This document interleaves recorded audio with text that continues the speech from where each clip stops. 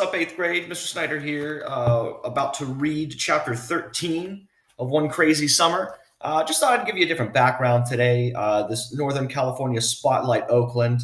Not sure what you were envisioning when you thought of the city of Oakland, or if you had even really thought about that at all. Just kind of picturing as the novel plays out, and the characters that these or the scenes that these characters are in. So I'll give you a little backdrop here. A nice sunny shot of Northern California. So there is Oakland. If you want to explore more about it, you can go to the website that's here. But I would just have this in the background for you as I read. So here we go. Chapter 13. Everyone knows the King of the Sea. I didn't care what Cecile called herself or how much dust she blew off paths with her poems. She was Cecile Johnson to me, and I didn't appreciate her so-called new self or her new name. A name is important. It isn't something you drop in the litter basket or on the ground. Your name is how people know you. The very mention of your name makes a picture spring to mind, whether it's a picture of clashing fists or a mighty mountain that can't be knocked down. Your name is who you are and how you're known, even when you do something great or something dumb.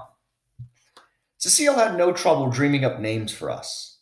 I'll bet ours were names she meant for us to keep and not throw away when she decided we had had enough of ourselves. According to Uncle Darnell and Big Ma, she had had a name ready for Fern, but Papa said, no more of those made-up different names. So Cecile gave Fern some of her milk, put her in her crib, stood over her for a while, and was gone. Although no one thinks I can, I remember a time when smoke filled the house. Not coughing smoke, but smoke from a woman's smooth voice singing, with piano, bass, and drums. Altogether, these sounds made smoke. Uncle Darnell would say, "You can't remember that. You were 2, 3, maybe." But I do. I still see, hear, and feel bits and flashes. The sounds of musical smoke. My head on Cecile's big belly. Uncle Darnell said the Vaughn in Vaunetta came from the Vaughn in the singer Sarah Vaughan's name. And when Uncle played the albums Cecile had left behind, the ones with piano, bass, drums, and smooth voice Sarah Vaughan, in my mind, smoke still filled the house. Cecile could go changing her name at the sight of rain, but I was going to stay Delphine, even after I learned the truth about my name. Even that wasn't enough to make me drop my name. My name was the one thing I didn't have to share with another soul in my school. In my last class, 3 Deborahs, 2 Lindas, 2 Jameses, 3 Michaels, and 2 Moniques shared their names. There was also one Anthony, whose mama could spell, and one Antony, whose mama couldn't. It was no secret they, too, shared a name. If you hollered Anthony or Ant, both boys' heads turned. My name was my own, and I couldn't imagine that anyone else had it in all of Brooklyn. No matter where we went, Coney Island, Prospect Park, or Shiloh Baptist Church, there was only one Delphine. I never thought about what Delphine meant, or if it had a meaning at all. It was just my name. Delphine had a grown sound like it was waiting for me to slide into it, like a grown woman slides into a mink coat and slips on ruby earrings. I figured since Cecile didn't have a mink coat or ruby earrings to give me when I grew up, she had dreamed up a name that I would grow into. It was one thing Cecile got right. There was no slice or drop of it that I had to share with my sisters. Then that stupid show had to come on television. The one about the dolphin that saves everyone's lives and corrals the bad guys until the sheriff arrives. At recess or on the school bus, especially on Wednesdays, the day after the TV show came on, the boys would all sing, "They call him Flipper, Flipper, faster than lightning," or something like that. Then they'd start pushing at me to speak in dolphin. Ellis Carter had been the chief flipper singer and whistler on one particular Wednesday.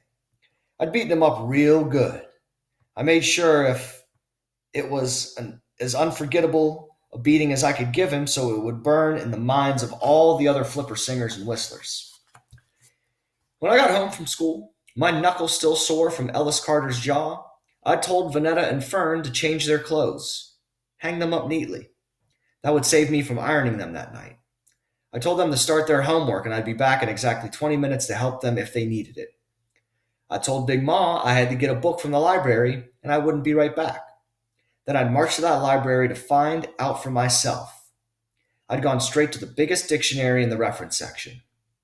This was a dictionary so huge you needed both hands to manage turning the pages and making the book stay put.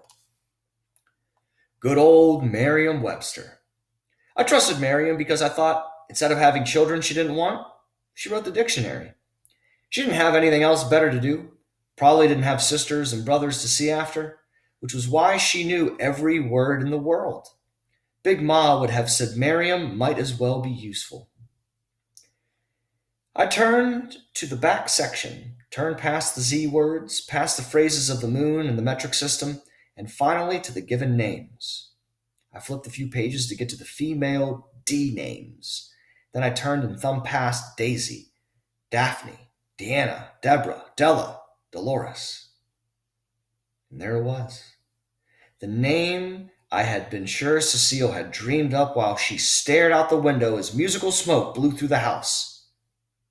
There it was, in a book, broken down into 2 syllables, spelled exactly the same. There it was, my name, Delphine.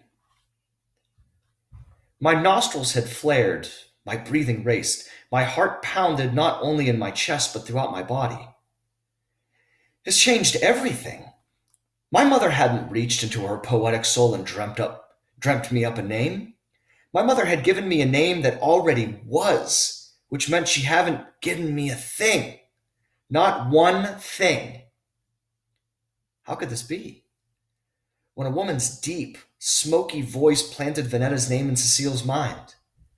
How could this be when Cecile dreamed up a name for Fern so marvelous that the idea of not being able to give it caused her to up and leave us?